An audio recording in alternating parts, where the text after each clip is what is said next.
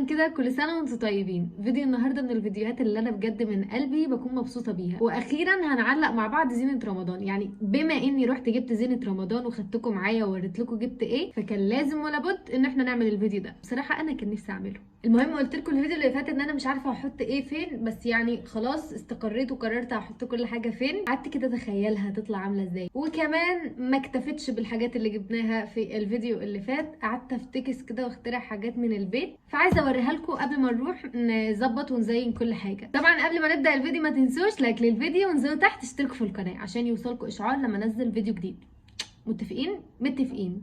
هي حطيتوا لايك، شاطرين، برافو عليكم. نيجي بقى لاول اختراع اخترعته. بص انا طلبت من بابا ان هو يجيب لي فانوس، بس هو ما رضاش، فطبعا انا ما ينفعش ان انا اسكت. خدت فانوس عندنا قديم وقمت جايه رشاه بالدوكو وخليته زي ما انتم شايفين كده. هو في الاصل لونه اخضر فخشب، يعني ده خشب وده اخضر، حولته لهذا اللون الفضي. مش عايزه اقول لكم انا عملت ايه، بهدلت هدومي، بهدلت البلكونه. بصوا ايديا دي يا جماعه مش طينه، اللي في ايديا دي دوكو لازق فيها، ولو تاخدوا بالكم وشي ده كله عليه نقط كده طايره من البتاع ده. طبعا بيطلع بالجاز او بالتنر، فاكيد مش هحط التنر على وشي، هنتعايش مع الدوكو اللي على وشي ده. لو عندكم اي فكره ازاي اطلعه، على فكره هو مش باين بس هو موجود، نقط نقط نقط كل وشي من هنا. تاني حاجه بقى اشتريتها كانت الشمعه دي، نسيت اوريها لكم، ريحتها جميله قوي، يا ريتني اعرف اشممها لكم. الفكره منها ان هي مش بتخلص. يعني ايه مش بتخلص معرفش، بس هم قالوا لي في المحل ان هي بتايديها ومش بتخلص، يعني بتسيح وترجع تتجمد تاني، قلب ريحه الاوضه. تالت بقى حاجه انا اللي عاملاها،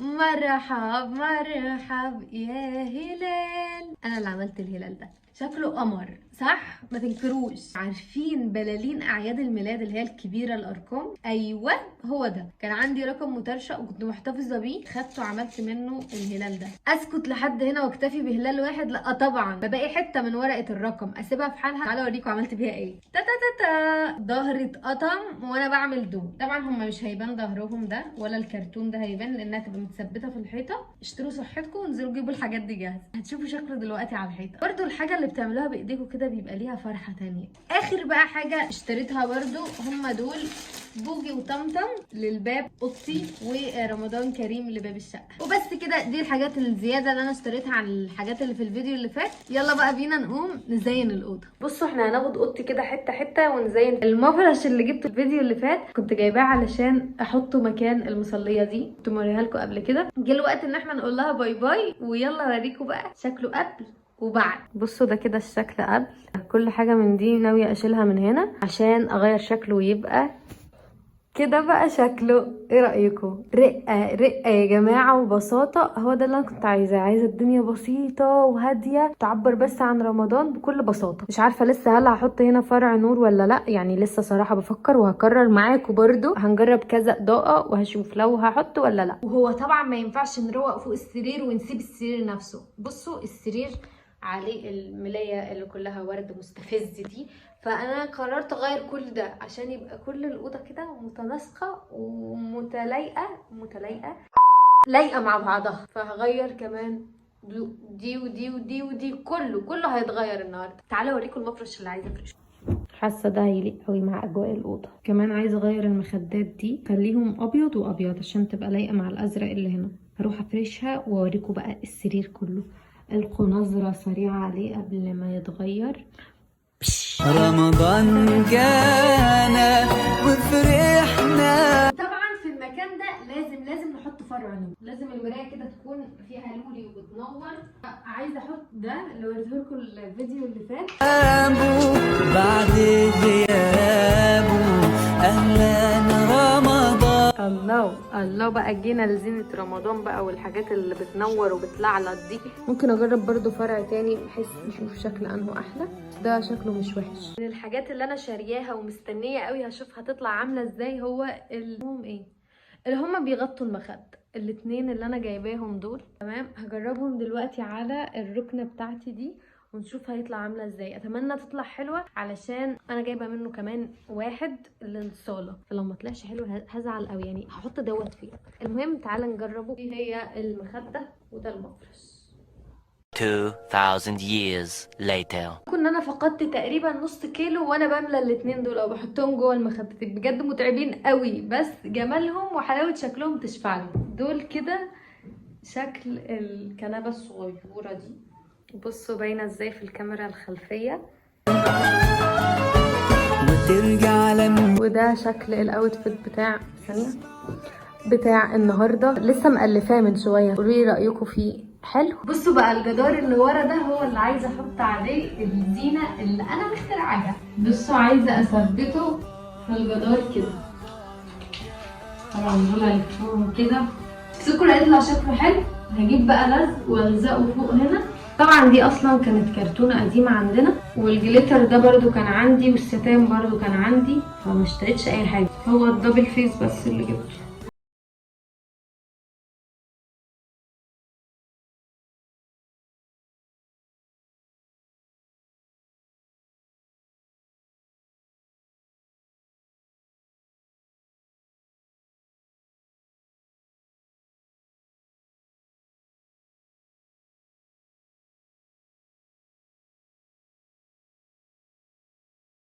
الاتنين دول عندي من السنة اللي فاتت. حاسة الاتنين لايقين على اوضتي عادي، فممكن مثلا احط دي هنا كده مع المفرش، ودي مش عارف اطلعها برا ولا مثلا احطها مع دي. حاسة لو حطيتهم سوا هيبقى الدنيا زحمة قوي. ممكن احطها عند المراية.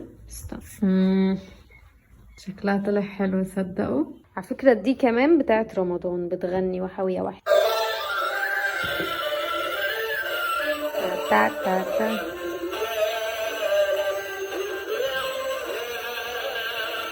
بعد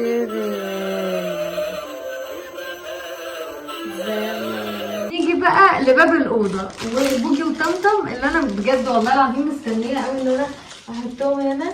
مش متخيلين إزاي عاملين ماتشي مع باب الأوضة. بصوا شكلهم من قريب مقلوبة بس. يا لهوي ريحتهم جزمة.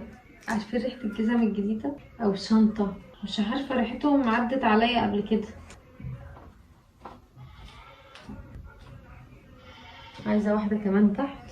أهلا رمضان جانا وصوت لا بجد جامد. ايه تاني فاضل؟ ايه تاني في الأوضة عشان نعمله زينة رمضان فيه؟ بصوا باقي تفصيلة صغيرة وهي الترابيزة اللي جنب السرير. ما عنديش ادنى فكرة ممكن نعمل فيه ايه، بس هنفتكس زي ما افتكسنا في كل الأوضة. تيجوا نحط فيه فرع نور حلو. مش منطقية بس تعالوا نجربها. بصوا دي الاباجورة اللي انا كنت جايباها معاكم المرة اللي فاتت. هنا ممكن اضيف معاهم الشمعة اللي انا جبتها، كمان الفانوس. مش بطال كده. ايه رأيكم؟ تعالوا نجيب فرع النور ونشوف هيبقى عامل ازاي. ده فرع النور اللي انا بفكر احطه هنا.